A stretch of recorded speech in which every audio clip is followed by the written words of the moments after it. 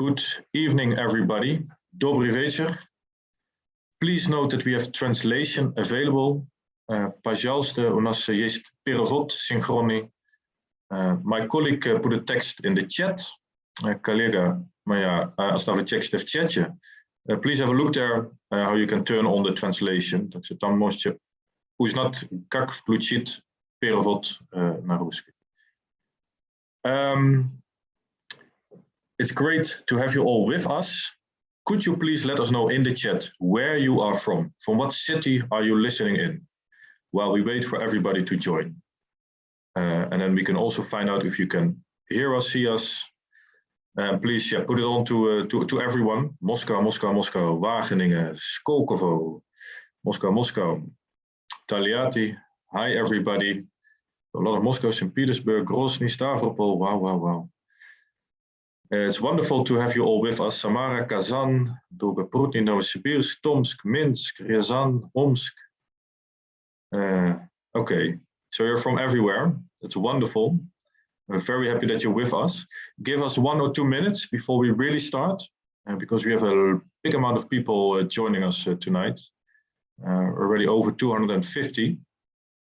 And I want everybody to give the chance to start the lecture with us. A lot of Moscow, Pskov, I see, Chelyabinsk, Kursk. That's really nice. Kaliningrad, Amsterdam, Cyprus, Lipetsk, Taganrog, Chisinau. Wow, we can go on and on. And in the meantime, I think I'll slowly start. My name is Jerke Verschoor, and I'm the director of the Netherlands Education Support Office. My colleague Jelena Cipanina is here with us as well. She's the curator of the program Dutch Science Talks. Our office promotes and positions Netherlands higher education in Russia. We hope to increase student mobility between Russia and the Netherlands, but we also hope that universities work together between Russia and the Netherlands. And that is why we invite a lot of professors to come to Russia. But of course, Corona, we all went online and we're still online. But we're very happy that we can continue these talks. And our office has been working on positioning higher education in Russia for the past 12 years. This program, the Dutch Science Talks, we have been doing for 5 years, and it's supported by the Netherlands Embassy in Moscow. And we also receive support from the Library of Foreign Literature, where we have our office. Now, tonight's talk is a, I guess, very interesting one. I'm looking forward to it, and I know you do. And we talk about artificial intelligence, but not so much about the techniques, but also about the ethics. Now, artificial intelligence is an extremely powerful technology that could bring many benefits to society. And is currently transforming how business operates, how the government operates, healthcare, law enforcement, and education, how it works, and how people communicate and find information. But artificial intelligence also has major ethical challenges that could threaten both the individual and the state. Now, in this talk, Professor Brey will discuss how these challenges emerge, what their potential consequences are, and how they can be met by various actors, including developers of artificial intelligence. Perhaps there are some of you here, users, and I assume that we all will become or are already users of artificial intelligence, policymakers and others. Now, the talk will be held by Professor Dr. Brey, who is a professor of philosophy and ethics of technology at the Department of Philosophy at the University of Twente. He was one of the first to study the ethical implications of many emerging technologies, including social media, virtual reality, care, robots, smart surveillance systems, the Internet of Things, and 3D printing. I'm very happy that he's with us tonight. Please, Philip, turn on your camera. And to the audience, I would like to say, if you have questions, please do not ask them in the chat, but in the Q&A function. And that is below. My colleague will also send some text about it. Your questions that you pose in the Q&A, we will moderate them after Professor Brey has finished his talks. I wish you all a very nice evening. Philip, you see we have almost 400 people in the audience. The floor is all yours. Thank you very much for having me. I hope you will enjoy this talk, and I look forward to your questions. So let me start my PowerPoint presentation. It contains some images and text that may help you along. So my talk is about artificial intelligence, and artificial intelligence may well be the defining technology of the 21st century. It is currently has a meteoric rise. Companies and governments are spending billions and billions in funds to develop this technology and to apply it to all sectors of society. And the expectations are that it will be a pervasive technology that will change and transform our societies in the 21st century. So artificial intelligence is expected to bring many benefits to society, but there are also serious social and ethical risks. And today I will try to address those risks, especially also being mindful of the benefits of this technology. So my account is not intended to say, oh, we should stop developing artificial intelligence. No, but we have to be very aware of the risks when we develop and use this technology. So let me start with some very basic information about the nature of this technology and how it is used, or how it can be used, before we address both the benefits and the ethical and social risks. So what is artificial intelligence? Artificial intelligence, also abbreviated AI, is the science and engineering of machines with capabilities that we consider intelligent. So AI is a very different technology from other kinds of machines and devices, because machines generally are not intelligent. They cannot think, but artificial intelligence systems, they can think in ways similar to human beings. So when we talk about intelligence, we mean capabilities like reasoning, problem solving, comprehending ideas and responding to them, using language, planning, learning, perception, and behavior. So the challenge for AI is to develop systems that can respond intelligently to their environment. Now, the AI industry is currently growing very, very fast. And this is driven by several factors. Algorithms are becoming increasingly predictive and efficient, so more powerful for application towards artificial intelligence. There is much more use nowadays than 10 years ago or 20 years ago of big data, very large databases, because many AI programs make use of very large databases. And we also now see a wide range of application areas for artificial intelligence. In any sector of society, in any domain, you can use artificial intelligence. And we currently see an expected growth of the AI market that will be very large. The market is currently, numbers of 2021, already $58 billion US. That's 4.6 trillion rubles, I believe. And this market already in 2026 is expected to be $310 billion US, or 24 trillion rubles. Now, and it's also important to realize that some of the biggest companies in the world are currently AI companies. That is, they may not have been AI companies in the past, but currently AI is so important for their business model and for their products that you can actually call them AI companies. And this applies to companies like Apple, Microsoft, Google, Amazon, Meta, the new name of Facebook, or Nvidia and Intel. All of these companies are currently heavily invested in artificial intelligence. But also many other companies that are not AI companies and many organizations, they use AI technology to improve their businesses. So AI is also very important, for example, for Tesla, for Coca-Cola, for Gazprom, but also for services like the police, tech services, political parties, public administration. They are increasingly using artificial intelligence systems. So AI is growing very quick, and it is at the same time then changing society. So what makes it so powerful as a technology that it is changing society? Well, as I said before, it's the first and only technology that is actually intelligent. So this is a very special property of AI.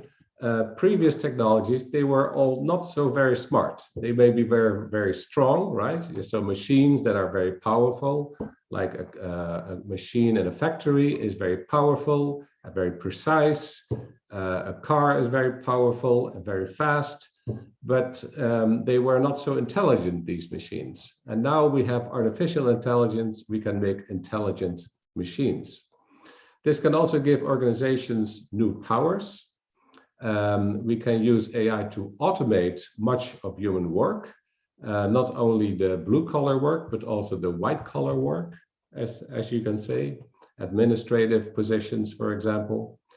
And AI will be used to improve all sectors of society. It can be used in manufacture, education, policing, politics, communication, defense, any sector in society. AI is being currently considered as a major new technology to use. So let me give some examples of applications of AI in different sectors of society. So let's start with healthcare, where AI is currently being used or in testing stage sometimes for example, to support clinical decision-making by doctors, for monitoring patients, for coaching patients, for preventative medicine to kind of prevent diseases from taking place by kind of making estimates about the likelihood that these will develop, for interpreting images like X-ray scans. They can do that very well, sometimes better than doctors. For personalized diagnosis and treatment, surgical robots are currently being used to operate on patients, and we have care robots for patients and elderly people. These are also robots that make use of artificial intelligence. Or take the field of security, police, defense are all both concerned with security. So AI is being used in different countries in the world for what is called predictive policing.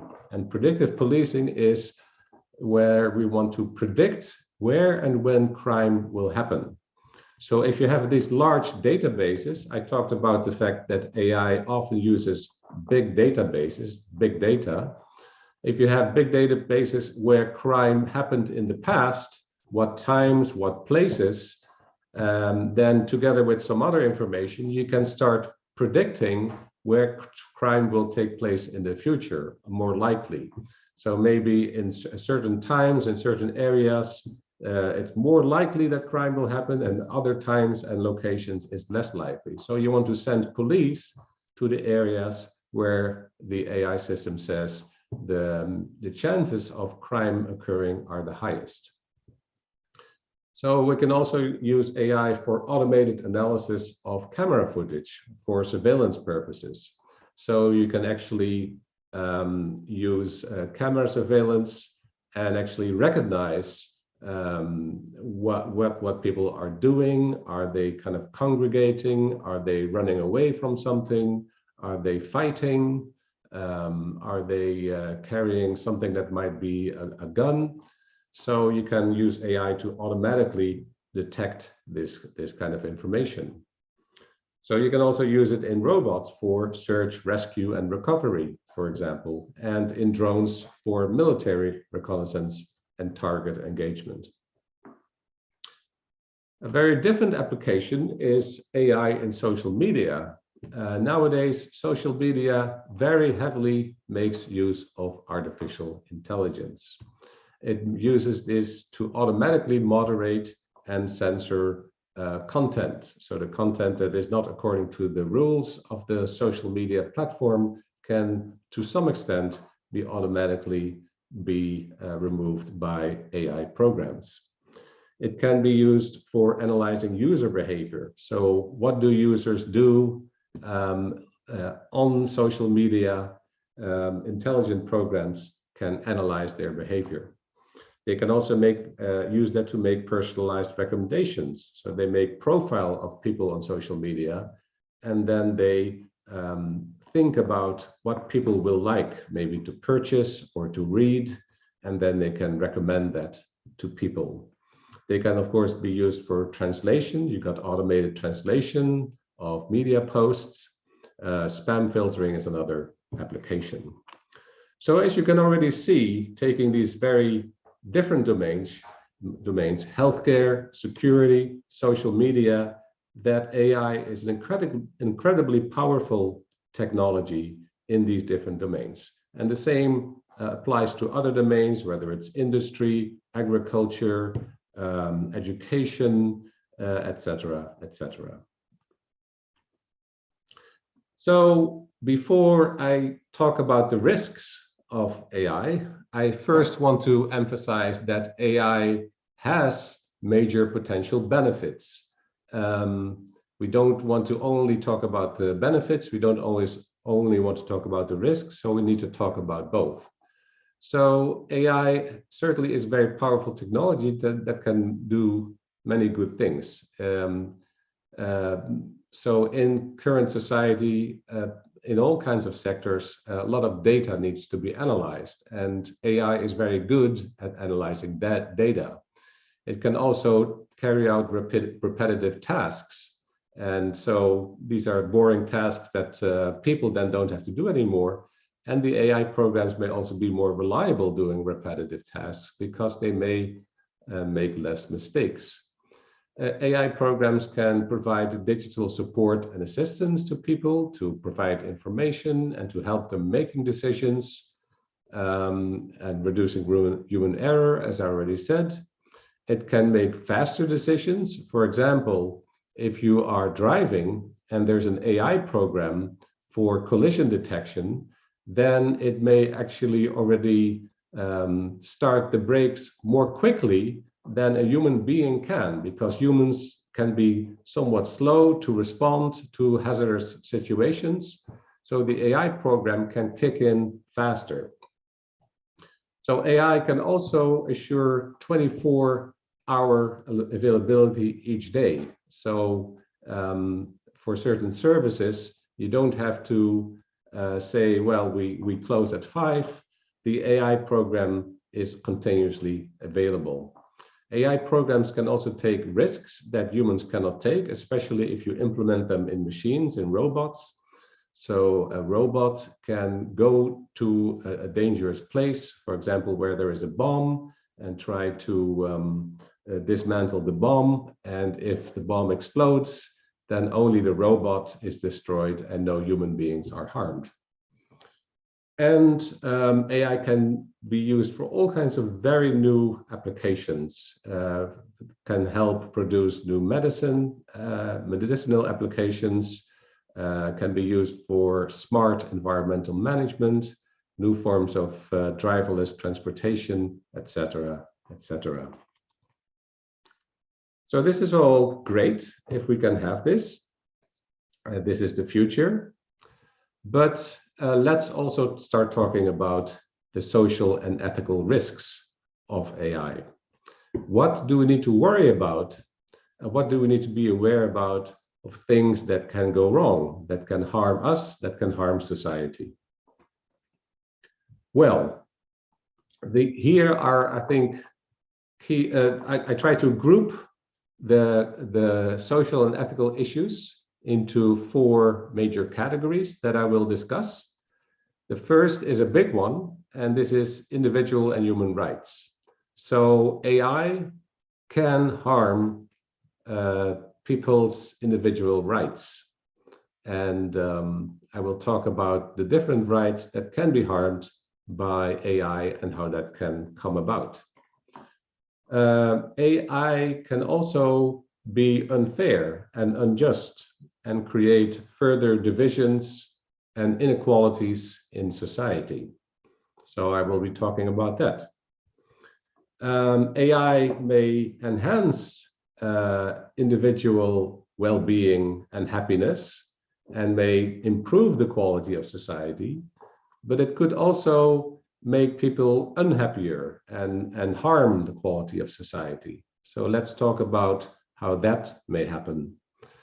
And a particular topic that I think many people worry about is what happens with work and employment, because some people have claimed, some experts, that up to 50% of jobs may disappear because of AI in the future. And that's, of course, if that would be true, that would be something a lot of people would worry about. Okay. I also want to talk about because there are other technologies, of course, that can also make society less equal, that can also harm people. So how is AI special, especially in relation to these harms and to ethics? Well, AI is special in the kinds of risks that it creates because it replaces or amplifies human intelligence, that is, human cognition and behavior. And this makes AI unique because no other technology does that. And because of this unique property, there are some unique risks. Because first of all, because AI is a thinking technology, its thinking can be also used to replace or control human beings. So this touches upon the freedom and the autonomy of people. Also, because AI systems can actually make decisions, unlike other machines, decisions normally made by humans, this raises the question of who is responsible for those decisions and who can be held accountable for them if things go wrong. And third, intelligence and decisions made by intelligent beings can always be biased. That is, people can be racist, for example, or sexist. People can discriminate. People can have a very wrong picture of the world that makes them do bad things. But this is also true for artificial intelligence, as I will show, that there is potential bias in AI intelligence that can create unfair outcomes for people. So let's go into some of these issues. So I start with individual and human rights. And one right that could be harmed by artificial intelligence is the right to privacy. So many people worry about privacy, that their private life is being studied and known by others, whether it's companies or government or other human beings, the fellow human beings, other citizens. People don't want others to spy on them. But AI is a technology that can be very invasive to privacy. And what is very powerful about AI is that it can do intelligent automated detection. It can recognize faces. It can recognize voices. It can recognize and analyze behaviors. It can recognize movement and emotions in people. And it can combine a lot of information about the faces, the behaviors, the appearance of people, other data that's already stored in the system, and they can combine that information in an intelligent way to discover more personal things about people that can be invasive to their privacy. That can happen through data mining, which is a fundamental AI and data analytics technique. AI is a technology that can very easily be used for new forms of mass surveillance. So whether it's camera surveillance or internet surveillance, it's about collecting data about people and their behaviors at a large scale, and then using artificial intelligence for automated collection and processing of that data. So the implications for privacy for AI can really be severe. And so one big challenge for AI is to deal with these new privacy issues. So to be clear, previous technologies, especially information technology, could also cause risk to privacy, but AI goes further because it can intelligently process all kinds of data about people and come to new insights that are much more invasive to privacy. A second issue is the issue of fairness and bias. So, of course, everybody wants, I think, society to be as fair as it can be. So people should not be discriminated. People should not given a disadvantage if they don't deserve it. But just like people can discriminate or people can be biased, algorithms used by AI can also be biased. And investigations have shown that they very often are, especially if the AI system tries to think about people, and many AI systems do. They are used, for example, to determine whether somebody is a suspect for police, or whether somebody should be given a loan, whether they're creditworthy. So AI systems are often about people. And it is found that AI systems can advantage some groups and disadvantage others. I give you the example of the Compass AI system, which is used in several countries, especially the United States, as well as others. It's an AI system used in law enforcement. So when you have a suspected criminal and they are in court and they get punished, the judge has to determine how long they go to jail, 1 year, 2 years, 5 years. And what is important in that determination is how likely it is that people will commit crimes again. So this is called recidivism, repeating the crime. So the judge has to make a prediction. How likely is it that this person will repeat the crime in the future? And if they are likely to, then you get a longer sentence because they are more dangerous. What the Compass AI system does is it takes a very large database of past convicted criminals and looks at the likelihood, historical likelihood, that they commit the crime again. And then they use that in an AI program to make a prediction for a particular convicted criminal, how likely it is that they will commit the crime again. So the judge then uses that to determine whether somebody goes to jail for 4 years or 5 years. Now, what an independent study of the Compass AI system has shown is that it is unfair to people who are Black. There are much more likely to give a longer sentence because of high chance of recidivism, while this is in fact not correct. The machine has a bias against blacks.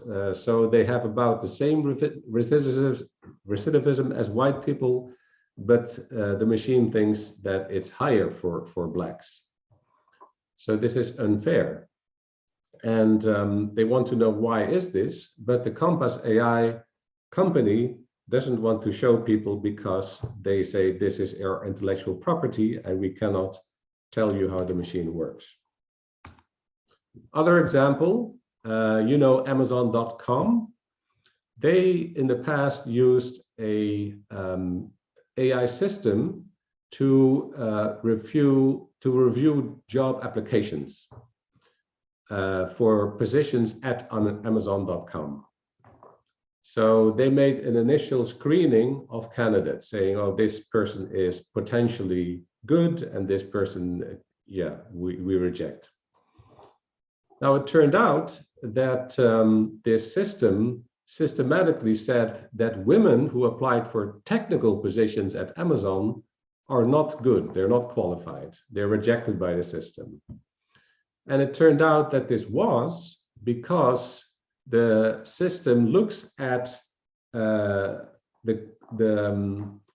qualities of successful past employees. Now, it turns out that the successful past employees in technical positions at Amazon were almost all male. So then the AI system concludes, oh, to be in a technical job, you have to be male. So we reject the female applicants. So this is a wrong reasoning, but it is a bias that the system had, and they now corrected it. So there's so many examples of this. There's also a finding that, for example, leading facial recognition programs, they are much better at recognizing white men and very poor at recognizing dark-skinned women, for example. And so many examples of bias in AI systems. So this is now a very major area of concern in AI to try to reduce bias in AI. So let us move on to autonomy and freedom. So everybody would likes to be free and autonomous, meaning that you can have your own thoughts and make your own choices. But what of course happens with AI systems, they sometimes make decisions for us. So you don't make the decision yourself, the AI system decides for you. Or it makes a strong recommendation that is difficult to ignore. So what does that mean for our autonomy and freedom? Should there be decisions that AI systems should not be making? For example, autonomous weapon systems, should it always be a human who pulls the trigger, or can we have machines who kill human beings?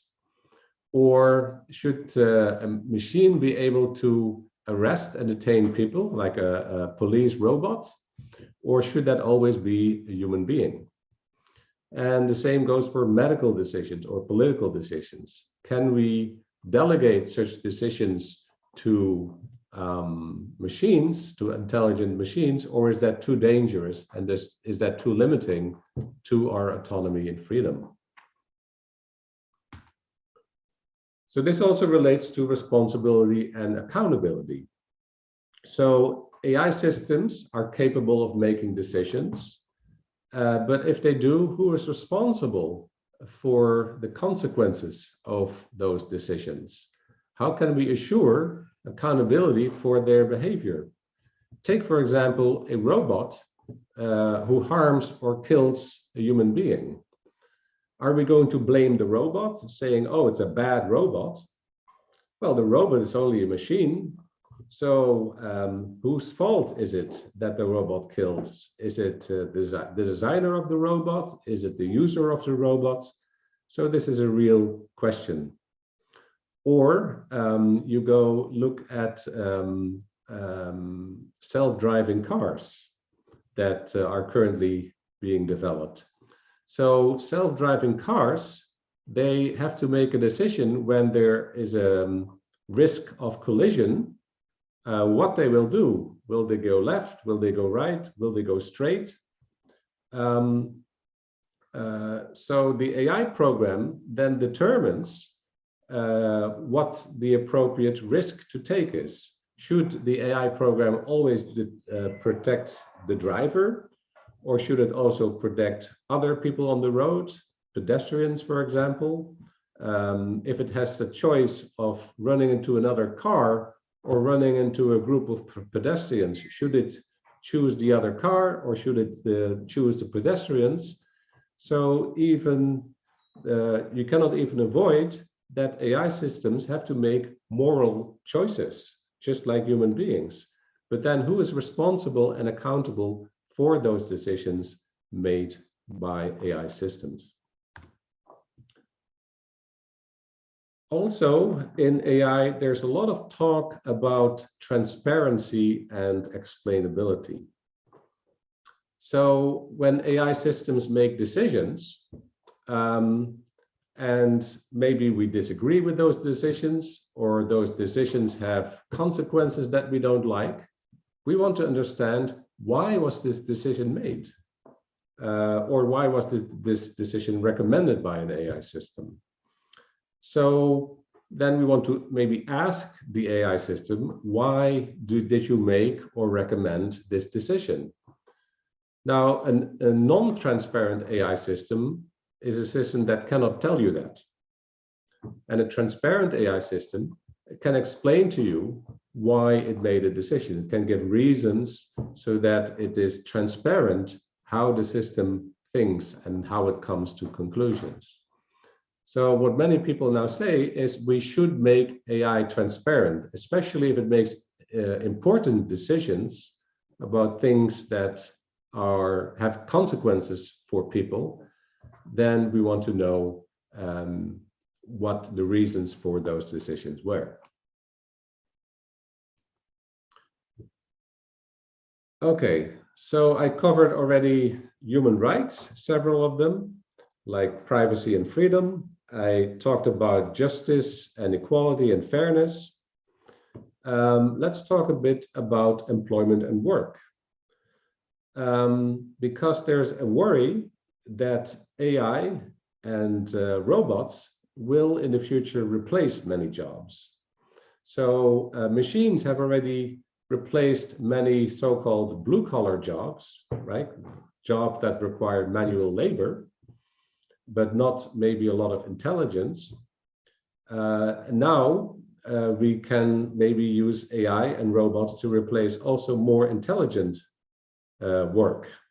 Maybe some of the work done by doctors, or by teachers, or by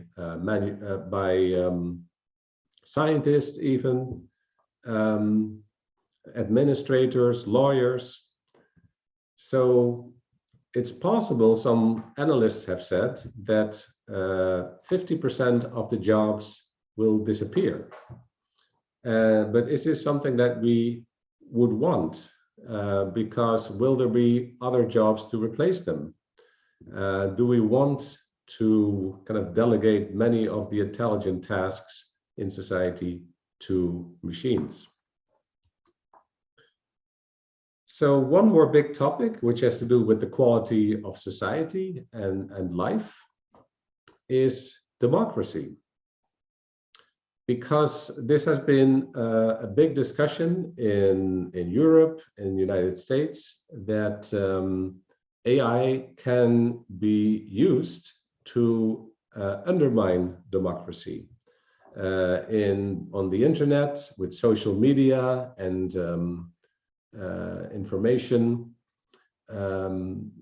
AI can be used to generate and disseminate fake news. AI systems can kind of help create social media communities that continue to disseminate fake news, that kind of create their own groupthink, their ideology, that they mutually strengthen and become more and more extreme. So AI can be used with social media to create more extremism. AI can also be very privacy invasive, not just for commercial advertising on the internet, but also for political advertising. You can try to really understand the individual people on the internet, analyzing their behavior to know what buttons to push so that they vote for this person rather than for that person, or this party rather than that party. So it can be used to manipulate people. So there's a big worry that AI can be used in very bad ways on social media, on the internet, in ways that undermine, that make society more extreme, and that creates more fake news, and that harms democracy. So I've now discussed some 8 or 9 social and ethical issues, risks that are related to artificial intelligence. So these are bad things that we don't want to come about. So my next question is, how do we deal with these social and ethical issues? How can we make sure that they don't harm individuals and don't harm society in a big way? So I'm going to talk about 3 approaches to this, which are taken by different countries. So I think it is fair to say that in the United States of America, there is some worry about these negative consequences. But what often happens in USA is that there's no strong regulation from the government to deal with these issues. They are largely left to the market. So they are the responsibility of the AI companies and the AI using companies to address them. So the government then issues few laws that regulate AI.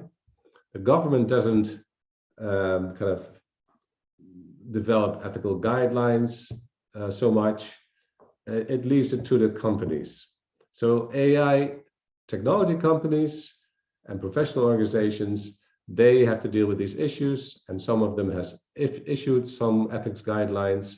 Sometimes maybe the government will also, when things get too bad, they will get the CEO of Facebook and Google to come to Congress, and they have a tough conversation. But yeah, then things go back to normal. It's still the company that makes the choices. So this approach is very different from what China does. China has, of course, a lot of government control. So then the government controls the private sector, controls much of what the companies do. There's much government regulation of AI. The government of China has also published ethical guidelines for AI, although, of course, human rights issues are not so high on the Chinese government agenda. That's not how they normally look at ethics too much. They have a different interpretation of ethics a bit from the West. But in any case, they see a strong responsibility for the government rather than private industry to address these risks of AI. So what is the approach of the European Union? The EU wants to distinguish itself from the United States and from China by developing what they call ethical and trustworthy AI. They don't want to leave it to the market. They don't want to leave it to what they say is anti-democratic government control in China. They want to have a good kind of interaction between government and private industry that leads to a situation where AI is ethical and trustworthy. So they have regulation of AI, but not as far going as the as China. They have issued ethics guidelines and plans for new regulations and policies. There are now some very strict regulations proposed for AI to address these social and ethical risks, to even prohibit certain forms of AI, as I will get to. And industry and other stakeholders are then involved in the discussion of these guidelines and regulations with the government. So this is a human-centric approach for trustworthy AI that is reliable, AI that is legal, conforming to legal requirements, and that is ethical AI. So let me also discuss the European Union ethics guidelines for AI, and you may already recognize some of them corresponding to the ethical issues that I discussed earlier. So we have human agency and oversight. What they find very important, this has to do with autonomy and freedom. They require technical robustness and safety of AI, the privacy, transparency, the diversity, non-discrimination, and fairness, also taking into account environmental and societal well-being and accountability. So these ethics guidelines have been developed in the European Union, but others also have been developed internationally. So UNESCO has recently, last year, published ethics guidelines for AI that were also endorsed by the Russian Federation. The OECD, the Organization for Economic Cooperation and Development, has issued ethics guidelines for AI. And the IEEE, the largest global organization for electrical engineering and computer science, has also issued ethics guidelines. But they also look very similar, I think, to each other. So they all worry about privacy, they worry about freedom and autonomy, they worry about transparency, accountability, bias, and fairness. So they are very similar. So in the EU also, there's now the proposal for the Artificial Intelligence Act, which is a new regulation, not yet in effect, but it was proposed in 2021, is currently being considered. It would apply to all sectors of society except for the military. And it classifies artificial intelligence applications by their risk and regulates them according to their risk. So the more risk, the more heavily regulated the AI application.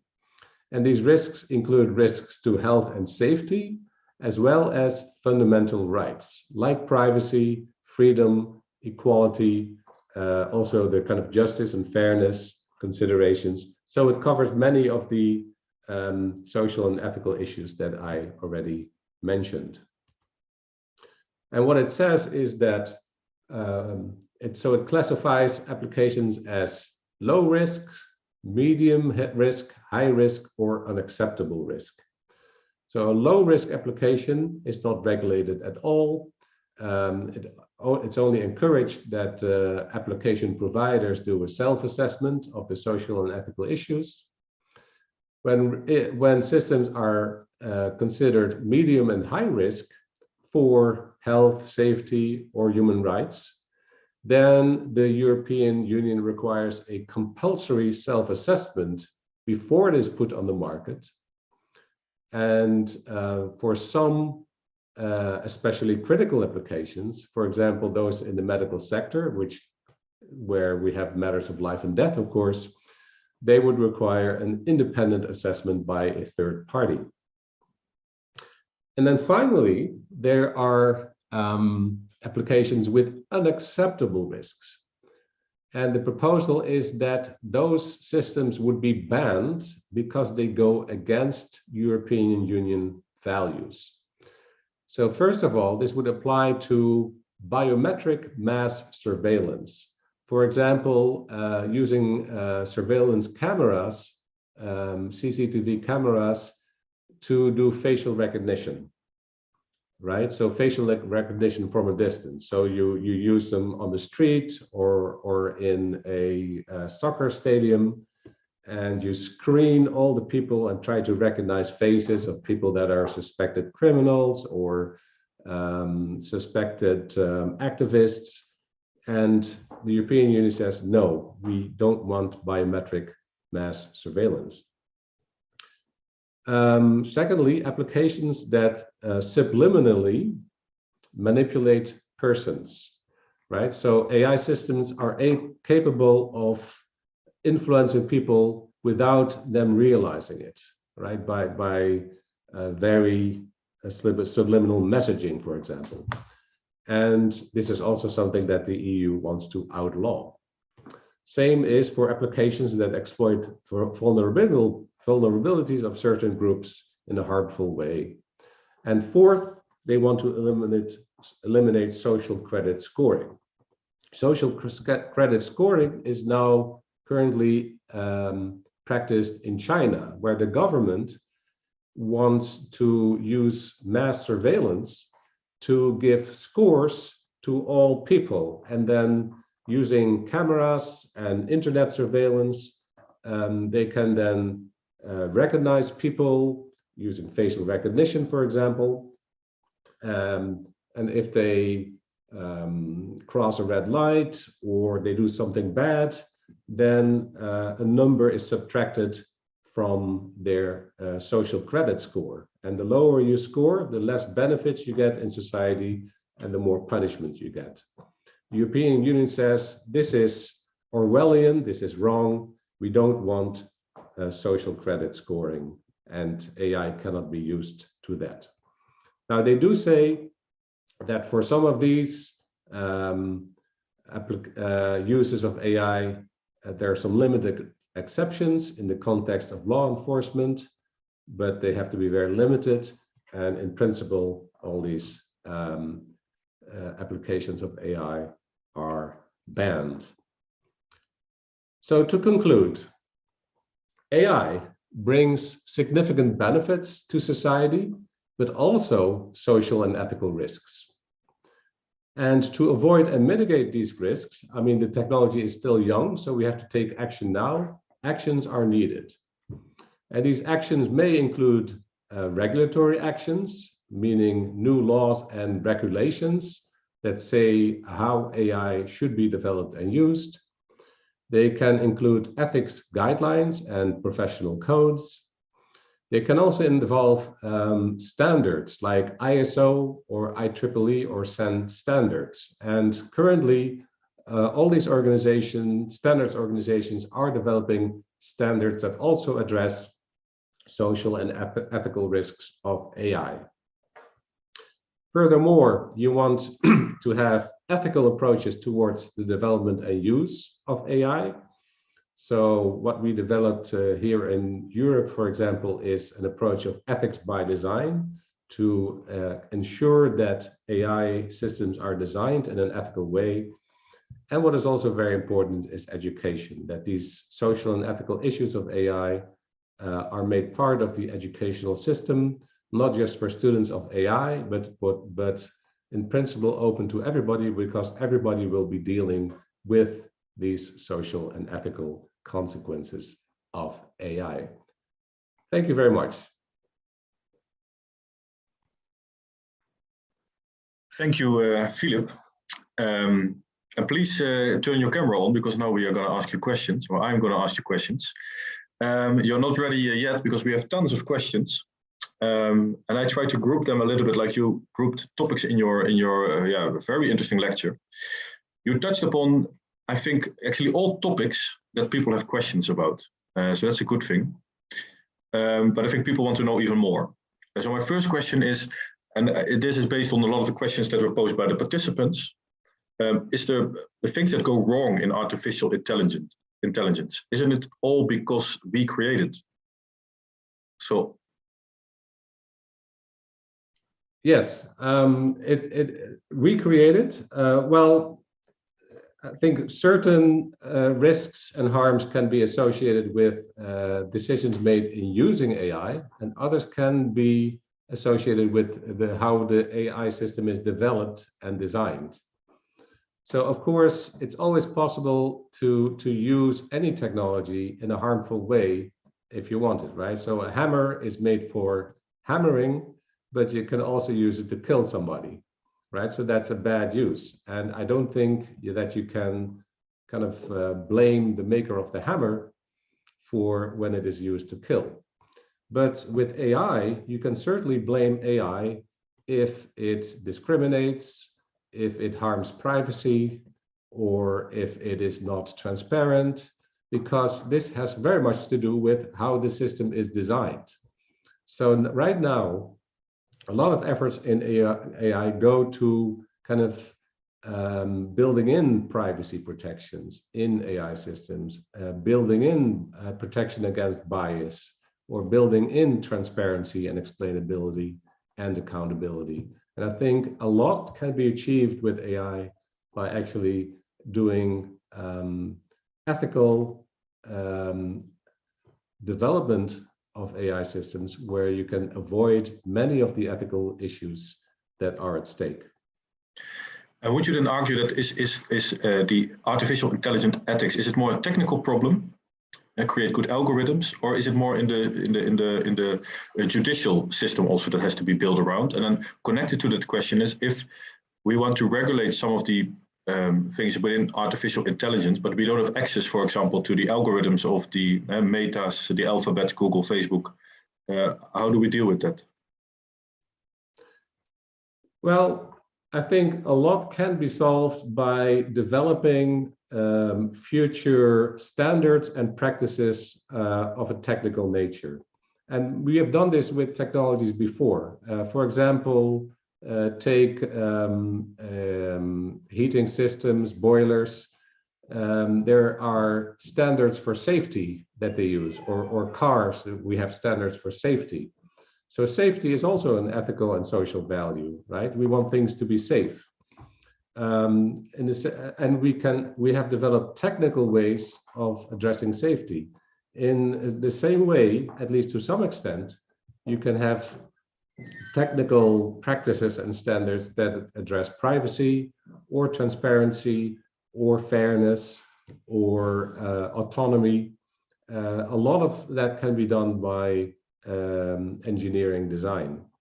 But of course, that is not enough. You cannot just say, oh, leave it to the developers.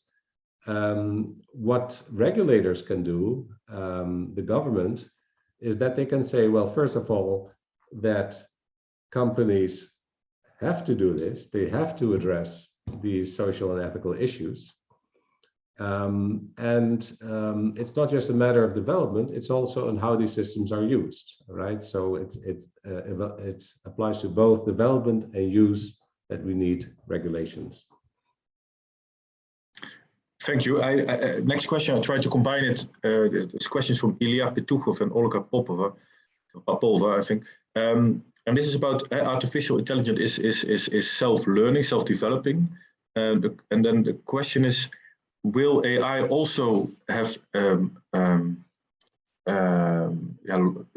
regulation? I mean, for itself, should AI be protected? That's an interesting question. Machine learning, it has become a very large field within AI. Some people even say that AI has become machine learning, that there's little more than machine learning that is at the heart of AI, and especially these deep learning techniques where we cannot even predict how the learning will occur and what new rules and insights will be created by the program.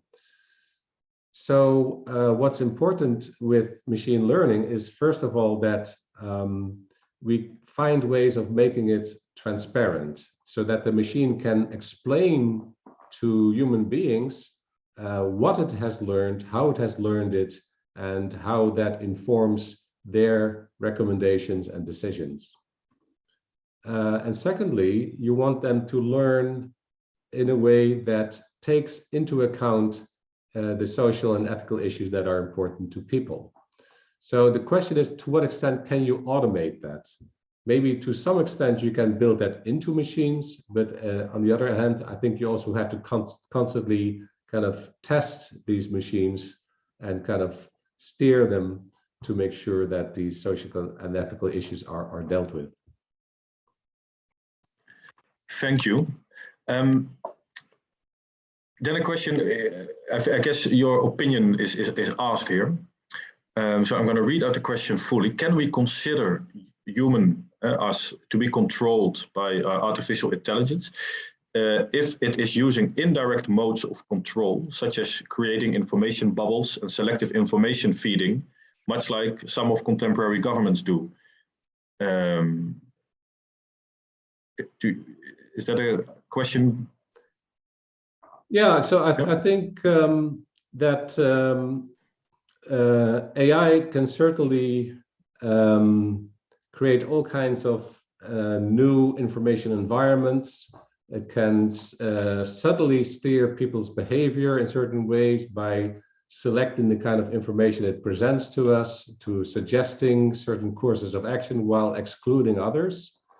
And in that way, you could even go as far as to say that it can manipulate us in subtle ways and thereby undermine our autonomy. And that's something we want to prevent. So it's not always bad when AI decides for us. I mean, it can be very efficient. Life is complex, right? So though we don't continuously want to make decisions about everything. So sometimes it's nice if a machine decides how to regulate the temperature, for example, right? That this burdens us. But when a machine tells us where we can or cannot go, then it constrains us. So we want to think very carefully about when we want AI systems to make decisions for us or to influence us in ways that are helpful to us, and when it goes too far, when that makes important decisions that we should be making, where it constrains our freedom and constrains our autonomy. Would you be able to say which say applications in artificial intelligence that you have seen or researched you find working well, currently being in use worldwide, and which ones you see are harmful already? Right, so probably among the most harmful are social media applications, because when you use social media, they say you are the product, right? Why are you not paying for these services? Because you are the product. They want your information so that they can sell you stuff, so that they can convince you of ideas. And that is, I think, currently one of the most harmful things that happens in society. When AI is used,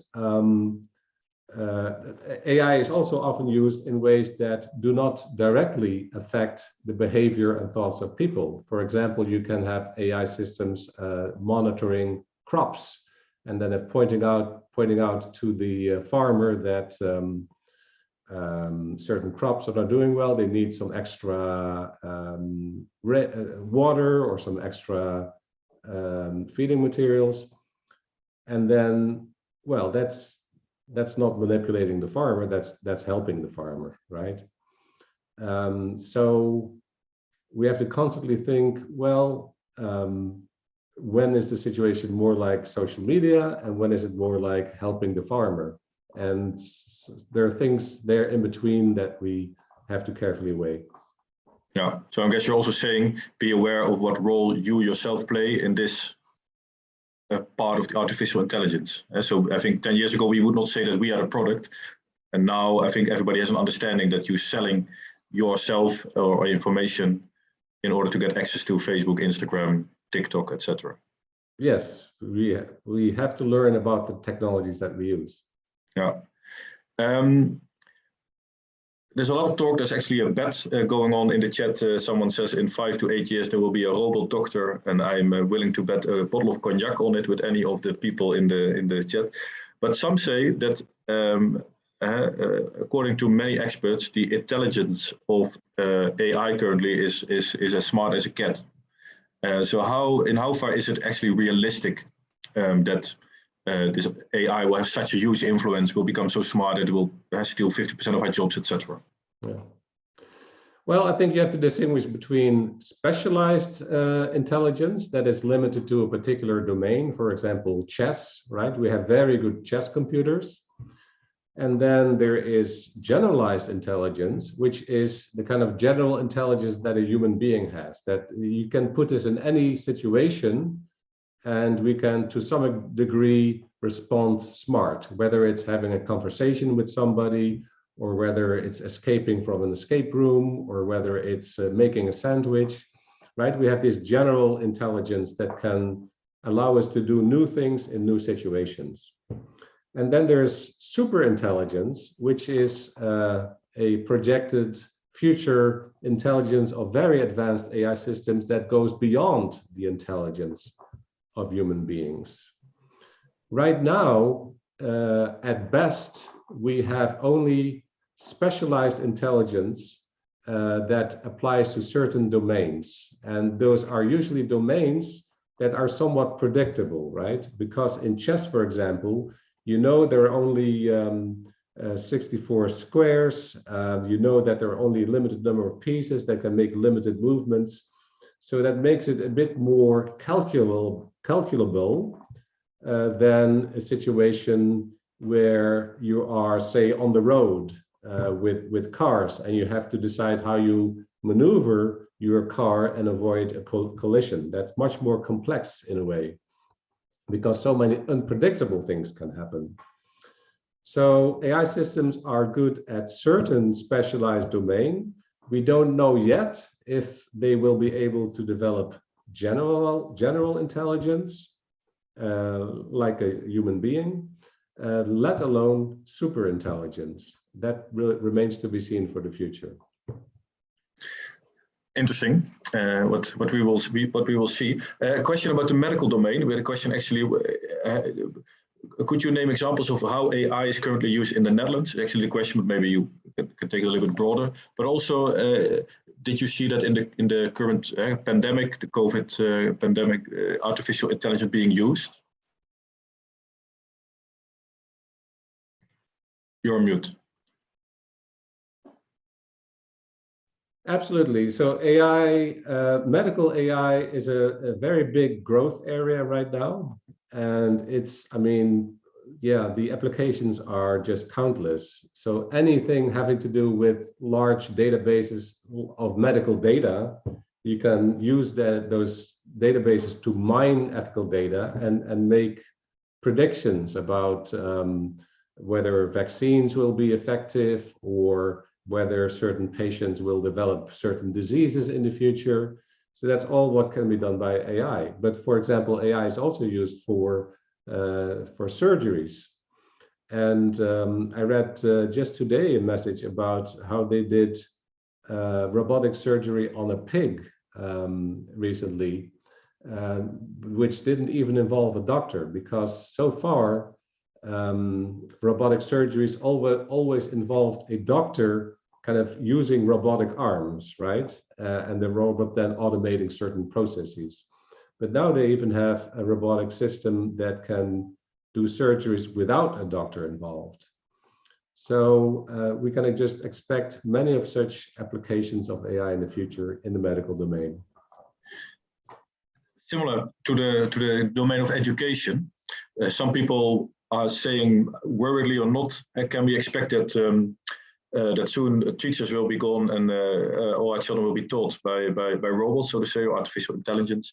And related to that question, maybe your own experience, how soon should children get acquainted with artificial intelligence? You see now people are learning robotics at school already, but should we talk about ethics of all of this at an early age? Well, I think in education, AI-powered learning tools can be very helpful, but replacing a teacher is something entirely different. I think the teacher has general intelligence that involves pedagogical and didactical skills that aren't easily taken up by a machine. Of course, a good teacher has compassion, can build a relation with the student. So I think a replacement will not happen very easily. And whether or not children should be exposed to AI at an early stage, they already are exposed to AI. When they are on the internet, they're likely directly or indirectly use AI applications. And many kids have maybe robotic toys, or they play computer games with AI opponents. So this is already happening at a very early age.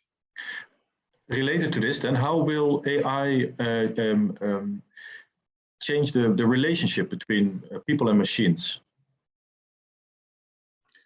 That is a very good question. And the question, I think a key question here is whether we want to build fully autonomous, intelligent, kind of artificial human beings that kind of replace us, or whether we see AI especially as a supporting technology that kind of augments human beings rather than replaces them.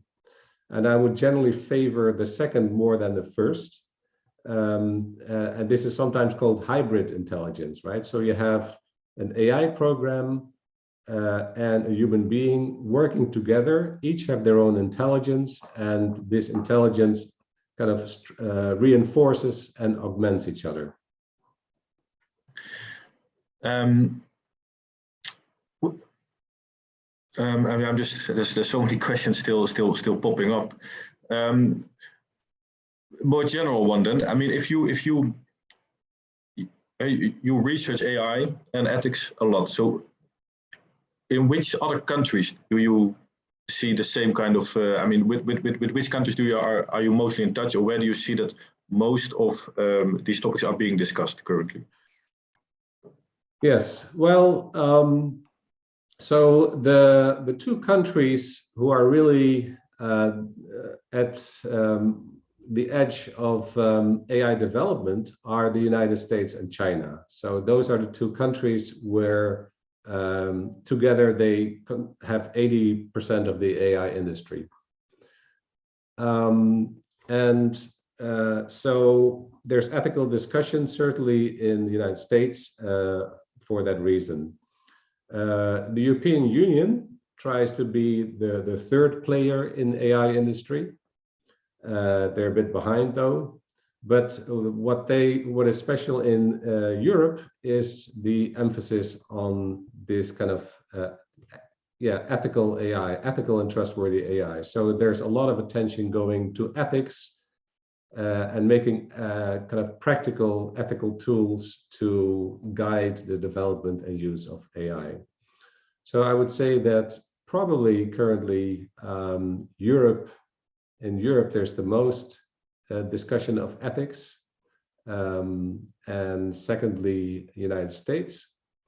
But it's a topic that captures the imagination everywhere. I mean, we have done an international project where also we had participation from countries that involved China, South Africa, Brazil,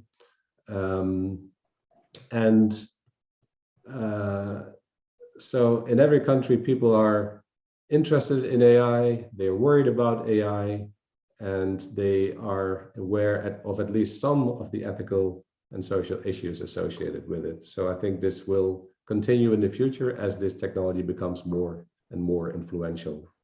And then if we're talking about this legal framework that needs to be built, as I understand you, and the questions that come from the audience, how likely is it there will be a global legal framework for this? Because you see China, European Union, the United States, I'm sure there's more players in the world. How do you look at this? Yeah. There aren't many global legal frameworks. International law it's a difficult area because international laws are rarely real laws. They're more like agreements, maybe. I think, though, that international standards, international ethics guidelines, and to some extent, international agreements can jointly provide a framework that can be used to guide and regulate AI.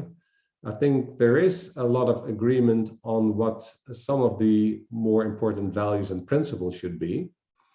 Certainly, if you look at these ethics guidelines that have been developed internationally. So I think there's room for at least some agreements, I think. A few more questions, and then we're closing. One question about art. We had a few questions about AI and art.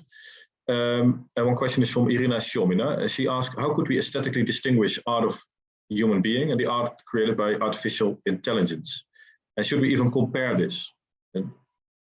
And I know, for example, in Russia, there's a big company in design, and they had a kind of a scoop with artificial intelligence. They had a service that people could request designs.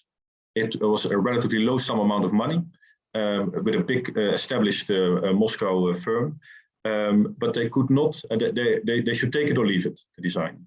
And they had a whole profile made up on a website and a name of this person, and it turned out to be a machine. So, and there's quite a few companies now that work with designs of this machine. Yeah, so this goes to the heart of the question of whether machines can be creative, like human beings can, right? Certainly, AI programs can create art in the sense of aesthetically pleasing new objects and images. They can do that. They can surprise us. They can imitate schools of art in very precise ways.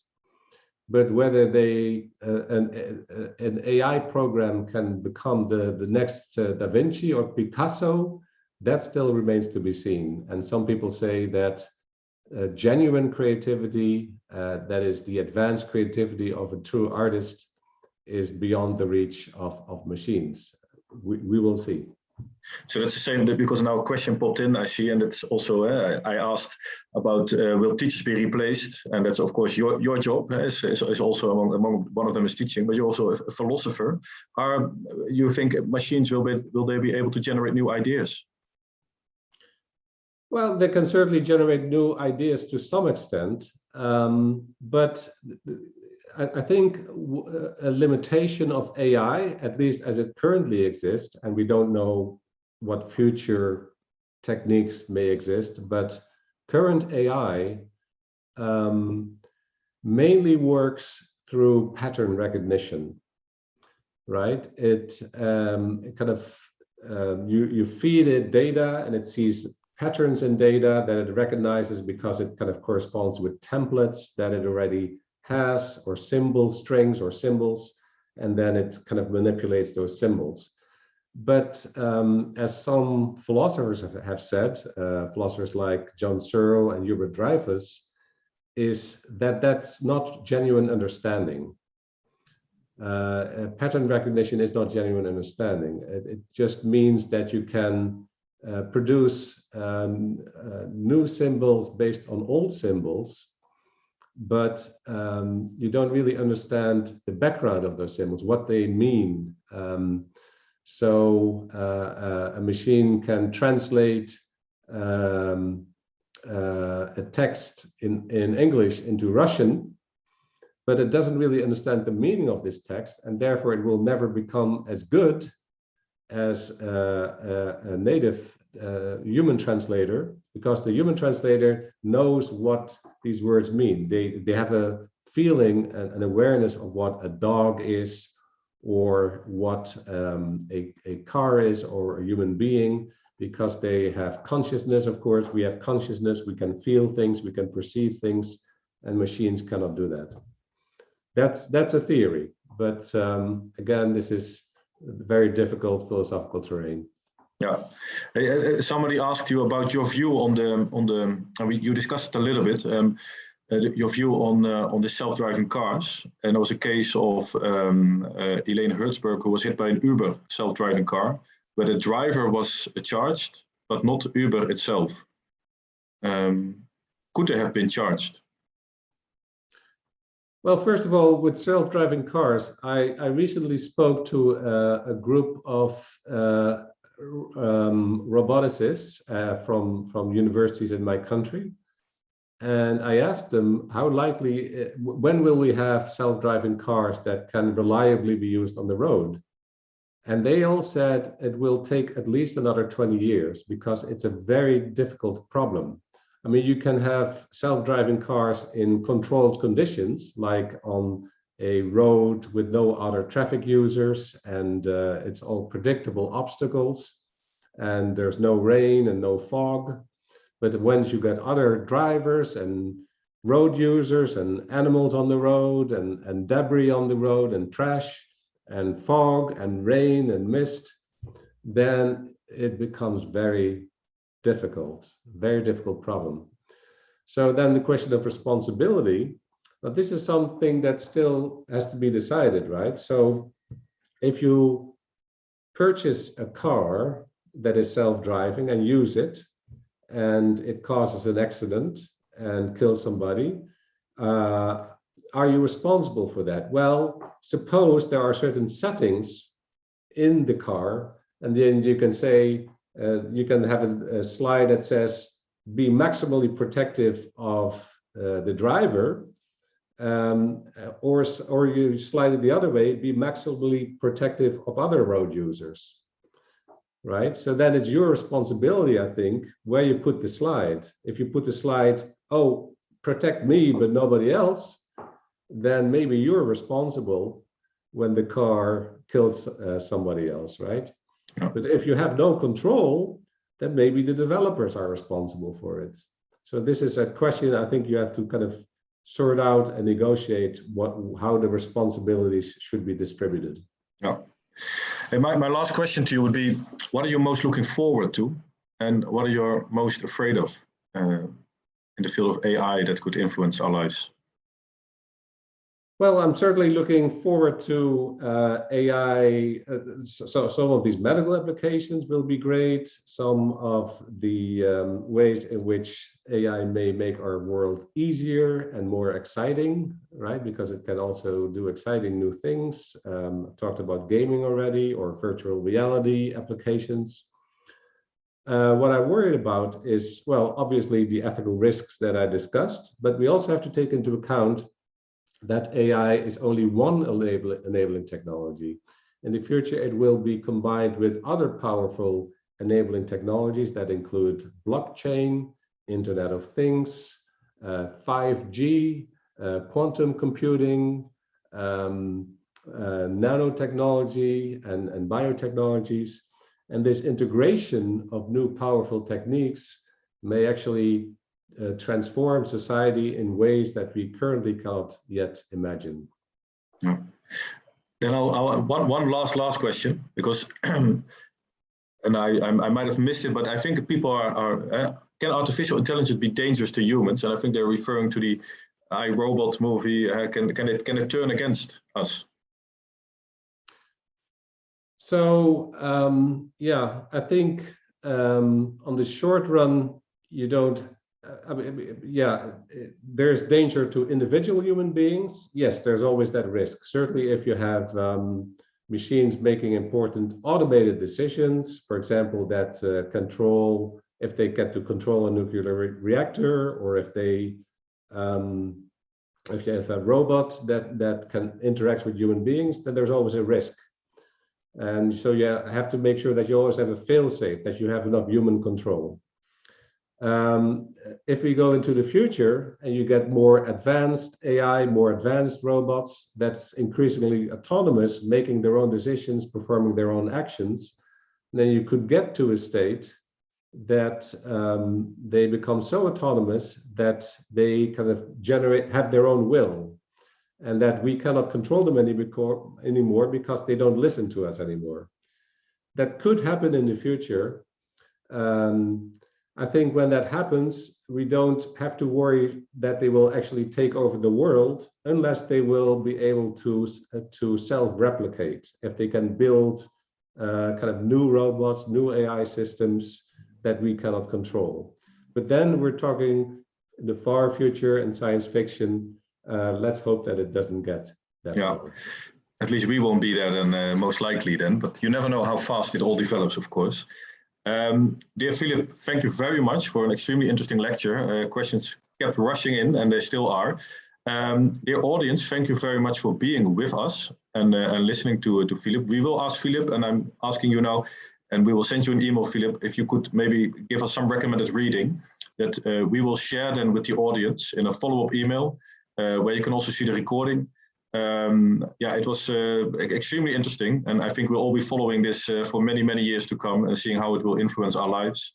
I don't know if you have the chat open, Philip, but there's a lot of big thank yous, both in Russian and in English. Wonderful. Thank you all. Yes, and thank you, dear audience. We will have a next lecture soon. You will be involved, or you will be informed about it via email again, of course. Wishing you all a very nice evening. For some of you, it's very late when you're far out in Siberia. And for all the others, I wish you a very nice evening, and looking forward to see you again at our Dutch Science Talks. Thank you very much. Dank, Philip. Thank you. Bye-bye, everybody.